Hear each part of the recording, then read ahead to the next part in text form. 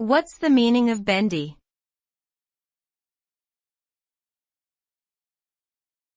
Bendy.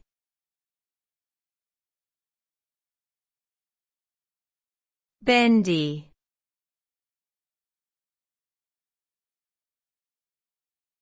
Bendy.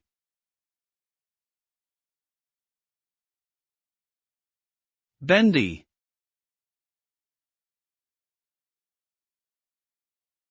The word bendy is an informal adjective that describes something that is flexible or capable of bending easily.